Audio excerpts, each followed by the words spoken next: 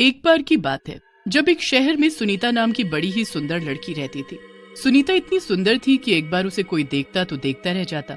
जब भी सुनीता घर से बाहर निकलती तो आसपास के लड़के उसे छेड़ते थे। सुनीता बहुत ही गरीब थी।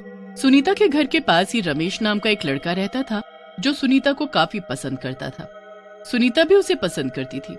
वहीं पास में एक मटका बिरयानी वाले की दुकान थी जिस पर जगन नाम का कसाई काम करता था। जगन को सुनीता और रमेश का बात करना जरा भी पसंद नहीं था। एक दिन जब रमेश सुनीता से बात कर रहा होता है तो जगन वहीं खड़ा सब देख रहा होता है। दोनों खूब हंस हंस कर बातें कर रहे होते हैं। हमें तो ये देखती भी नहीं और इसे देखो कैसे हंस हंस कर बातें कर रही है। आखिर क्या है इसके पास ऐसा जो मेरे पास नहीं है? पैसा, घर, शक्ल सब तो है। आज मैं इससे बात करके ही रहूंगा। रमेश के जाने के बाद जगन सुनीता का रास्ता रोककर खड़ा हो जाता है। सुनीता उसे देखकर घबरा जाती है। अरे ये तुम यहाँ ऐसे क्यों खड़े हो गए? मुझे जाने दो। अरे तो मैं तुम्हें कुछ बोल थोड़ी रहा हूँ, मुझे तो बस तुमसे कुछ बातें करनी है। देखो मुझे तुमसे कोई बात नहीं करनी, तुम जाओ यहाँ से। क्यों? अभी उस रमेश से तो बड़े हंस हंस कर बातें कर रही थी, तो मुझसे बात करने में क्या बुराई है? देखो रमेश की बात अलग है और तुम रमेश नहीं हो। अरे जरा मुझे भी तो बताओ क्या अलग बात है उसमें जो मुझ में नहीं है? देखो वो मेरा होने वाला पति है, शादी होने वाली है हमारी, इसलिए अच्छा होगा कि तुम यहाँ से चले जाओ और दोबारा कभी हमारे बीच में मत आना। सुनीता जगन को धक्का देती है और वहाँ से भाग जाती है। जगन सुनीता और रमेश की शादी की बात सुनकर एकदम आग बबूला हो जाता है। उसका गुस्सा 7वें आसमान पर होता है। मैं इसकी शादी किसी और से नहीं होने दूंगा। अगर ये मेरी नहीं तो फिर किसी की भी नहीं हो सकती। जगन उसके बाद भी काफी कोशिश करता है कि सुनीता उससे शादी करने को मान जाए, पर सुनीता को वो एक फूटी आंख नहीं भाता था। जगन का ध्यान हमेशा सुनीता और रमेश पर रहता था। एक दिन जगन को पता चलता है कि सुनीता और रमेश शादी करने वाले हैं और वो गुस्से में अपने दोस्तों के पास जाता है। उसके दोस्त उस वक्त वहीं चौराहे पर बैठे शराब पी रहे थे। अरे भाई जगन, क्या बात है इस वक्त तू यहाँ? अभी के अभी तुम सब चलो मेरे साथ। अरे भाई पर बात तो बता, क्या हो गया? वो सुनीता है ना, सुनीता, वो शादी कर रही है, वो भी उस रमेश से। मैं उसकी शादी किसी और के साथ होते नहीं देख सकता। अरे भाई तो तू चाहता क्या है अब? उसको अभी के अभी घर से उठाकर लाना है और उससे शादी करनी है। अरे भाई अभी थोड़ा शांति रख। ये काम ऐसे नहीं होते। एक काम करते हैं, कल जब वो घर से बाहर निकलेगी तो हम उसे रास्ते से उठा लेंगे। किसी को पता नहीं चलना चाहिए, वरना सब गड़बड़ हो जाएगी।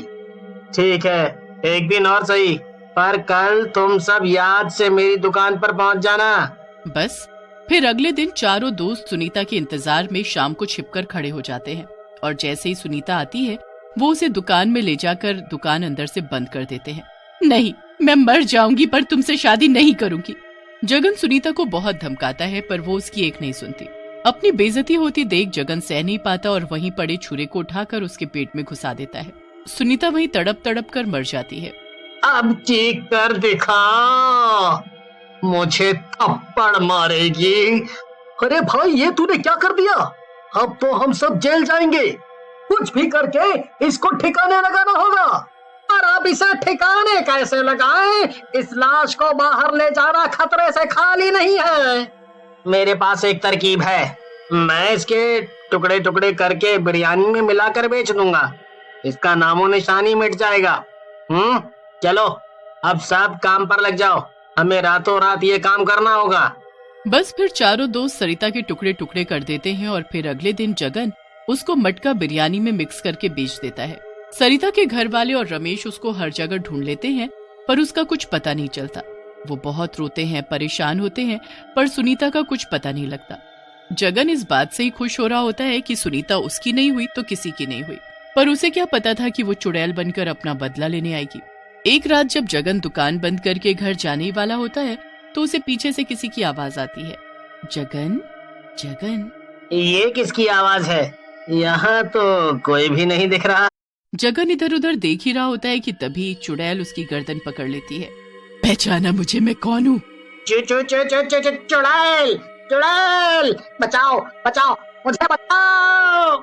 मैं चुड़ैल नहीं, वही लड़की हूँ जिसे तूने टुकड़े टुकड़े करके मार डाला। सुनीता हूँ मैं, सुनीता। मैं भी ऐसे ही चिल्लाई थी जैसे तू चिल्ला रहा है, पर तुझे मुझ पर रहम नहीं आया।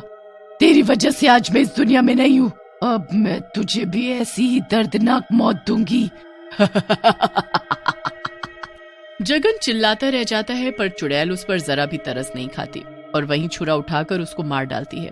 उसके बाद वो भी उसके ऐसे ही छोटे छोटे टुकड़े करती है।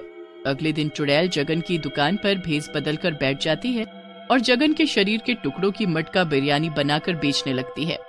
बिरयानी ले लो, बिरयानी, बस 10 रुपए में स्वादिष्ट बिरयानी। आओ न भाई साहब, मेरे हाथ की बिरयानी खा कर जाओ। अरे पर तुम हो कौन और जगन कहाँ है? मैं जगन की रिश्तेदार हूँ। कल रात जगन को अचानक गांव जाना पड़ा, इसलिए जब तक वो नहीं आ जाता मैं ही बिरयानी बेचूंगी। अरे पर जगन तो 100 रुपए की बिरयानी देता था और तुम 10 रुपए में बेच रही हो, हैं? ऐसा क्यों? महंगी बिरयानी कम लोग खाएंगे, सस्ती बेचूंगी तो दूर दूर तक जगन की बिरयानी खाने आएंगे, ऐसे ज्यादा कमाई होगी। अरे वाह, तुम तो बड़ी तेज हो। चलो मुझे भी 10 की बिरयानी दे दो। बस फिर क्या था, पूरे दिन चुड़ैल मीना के भेस में लोगों को जगन के टुकड़ों की बिरयानी खिलाती है। रात तक वो सारी बिरयानी बेच देती है। उसके बाद वो अपने वापस चुड़ैल वाले रूप में आ जाती है। अब मुझे उन तीनों को भी एक एक करके पकड़ना है। आज देखती हूँ किसकी मौत लिखी है।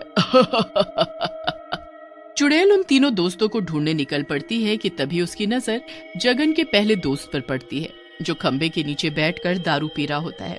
चुड़ैल पीछे से जाती है और उसकी गर्दन पकड़ लेती है। उसको नशे में कुछ होश नहीं होता कि उसे एक चुड़ैल कहाँ घसीटते हुए ले जा रही है। पर जब चुड़ैल उसे जगन की दुकान में ले जाकर वो छुरा उठाती है तो उसकी सारी दारू उतर जाती है। तू सच में चुड़ैल है? तू ये क्या कर रही है? तू जा यहाँ से। मैं वही हूँ जिसके तूने कुछ दिन पहले इसी जगह टुकड़े किए थे। अब मैं भी तेरे साथ ऐसा ही करूंगी। झूठ और सच पता करने का अब तेरे पास वक्त ही नहीं है। चुड़ैल बिना सोचे उसे छुरा मारती है और उसके भी टुकड़े टुकड़े कर देती है। फिर अगले दिन फिर से रूप बदलकर मटका बिरयानी बनाकर 10-10 रुपए में बेचने लगती है। इतनी सस्ती बिरयानी के नाम पर दुकान के आगे भीड़ लग जाती है और शाम तक सारी बिरयानी बिक जाती है। रात को सुनीता वापस चुड़ैल बन जाती है और दूसरे दोस्त की तलाश में निकल पड़ती है। वो उसके साथ भी बिल्कुल वैसा ही करती है। उसके भी टुकड़े कर उसकी मटका बिरयानी बनाकर बेचने लगती है। इस बार उसकी दुकान पर रमेश बिरयानी खरीदने आता है। रमेश को देखकर वो भावुक हो जाती है पर कुछ कह नहीं पाती। रमेश बिरयानी लेकर घर जाता है तो उसकी बिरयानी में एक इंसान की उंगली निकलती है। ये मीट तो किसी इंसान का है। मुझे पहले ही ठीक नहीं लग रहा था कि आखिर जगन की जगह ये कौन लड़की बिरयानी बेच रही है, और वो भी इतनी सस्ती। मुझे इसका पता लगाना ही होगा। रमेश उस रात चुपके से जगन की दुकान के पीछे छुप जाता है। तभी वहां एक चुड़ैल आती है जो जगन के तीसरे दोस्त को पकड़ कर लाती है। रमेश सब कुछ छुपकर देखने लगता है। मुझे जाने दो, मुझे जाने दो, मुझे छोड़ दो, मुझे छोड़ दो। क्या तुम चारों में से किसी ने मुझे जाने दिया था? क्या मुझ पर तरस खाया था? नहीं ना, मेरी शादी होने वाली थी रमेश से, पर तुमने मेरे साथ कितना बुरा किया। ये सुनकर रमेश हक्का बक्का रह जाता है। चुड़ैल उस आखिरी शिकार को मारने ही वाली होती है कि तभी रमेश वहां आकर उसे रोक देता है। फिर सुनीता अपनी सारी कहानी रमेश को बताती है कि कैसे चारों की वजह से उसकी मौत हो गई। रमेश को ये सुनकर बहुत ही दुख होता है और बहुत गुस्सा भी आता है। और अगले दिन रमेश उसे सब लोगों के सामने उसकी और बाकी तीनों लड़कों की सच्चाई बताता है। उसके बाद लोग उसे खूब मारते हैं और उसे पुलिस को दे देते हैं। चुड़ैल दूर से खड़ी सब देख रही होती है। उसकी आंखों में आंसू होते हैं। वो रमेश की तरफ देखकर मुस्कुराती है और वहां से गायब हो जाती है।